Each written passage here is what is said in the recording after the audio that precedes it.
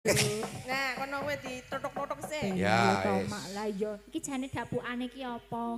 Ya rencanane iki mau nek ra jumbuhi rencanane.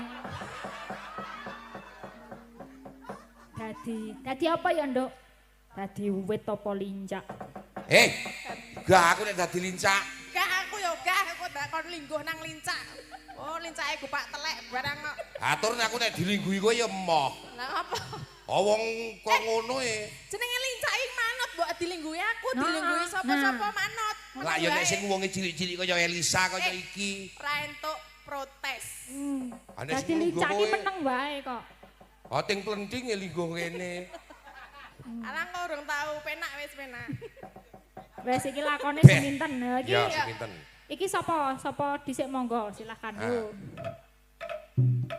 Kowe Suminten, aku Subroto kowe karep seneng ora aku?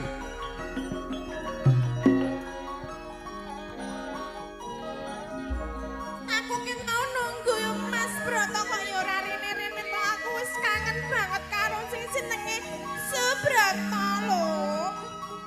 Mbok menawa aku mlaku-mlaku nang kene Suminten.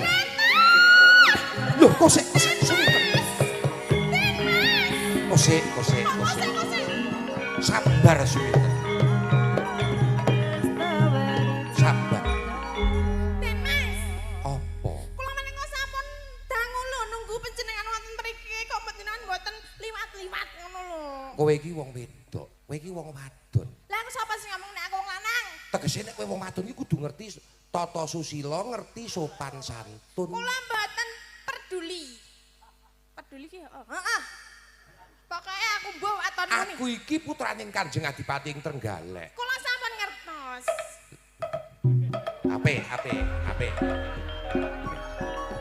Siap. Tak omong sik.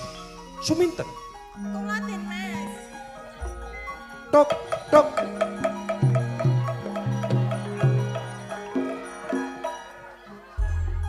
Oh, karepe sesek.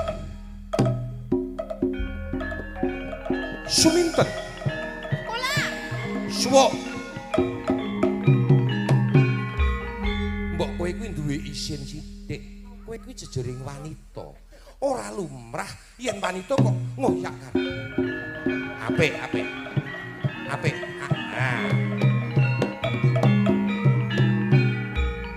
Aku tak omong sih. Tagihan mekar